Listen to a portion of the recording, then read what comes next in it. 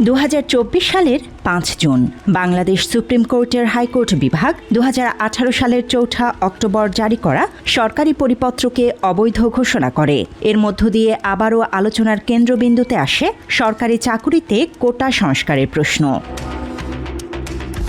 2018 সালের ছাত্র আন্দোলনের প্রেক্ষাপটে জারি হওয়া ওই পরিপত্রের মাধ্যমে সরকারি চাকুরির 9ম গ্রেড এবং 10ম গ্রেড থেকে 13তম গ্রেড পর্যন্ত নিয়োগে বিদ্যমান সব কোটা বাতিল করা হয়েছিল।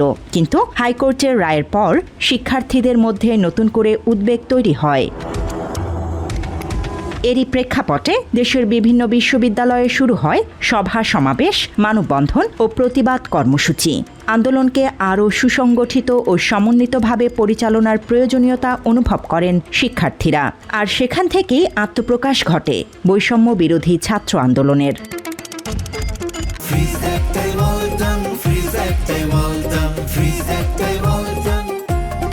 2024 সালের 1 জুলাই ঢাকা বিশ্ববিদ্যালয়ের টিএসসি থেকে নতুন উদ্যমে শুরু হয় কোটা সংস্কার আন্দোলনের আনুষ্ঠানিক কর্মসূচি। বৈষম্য বিরোধী ছাত্র আন্দোলনের ব্যানারে 4 দফা দাবিতে দেশব্যাপী লাগাতার কর্মসূচি ঘোষণা করে শিক্ষার্থীরা।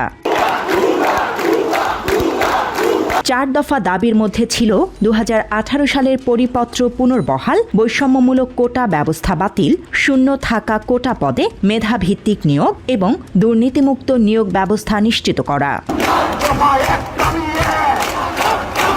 প্রতিষ্ঠার পর সংগঠনটির নেতৃত্বে ঢাকা বিশ্ববিদ্যালয়ের একাধিক সমন্বয়কে দেখা যায়। তাদের মধ্যে ছিলেন বর্তমান এনসিপি নেতা ও সংসদ সদস্য নাহিদ ইসলাম এবং হাসনাত আবদুল্লাহ সহ অনেকেই। ঢাকার বাইরের বিভিন্ন শীর্ষ বিশ্ববিদ্যালয় থেকেও অনেক সমন্বয়ক যোগ দেয় আন্দোলনে।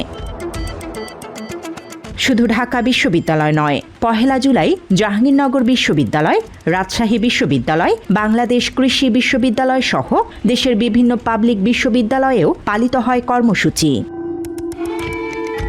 শুরুর দিকে আন্দোলন সভা সমাবেশ ও মানববন্ধনের মধ্যেই সীমাবদ্ধ থাকলেও দ্রুতই তা দেশব্যাপী বিস্তৃত হতে থাকে।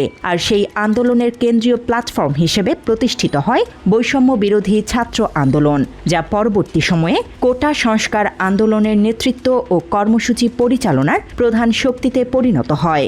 জুলাই আন্দোলনও 1 জুলাইয়ের পর আরও বেগবান হয়। তথ্যচিত্রে শাহরিয়ার ফাহিম, বাংলা এডিশন।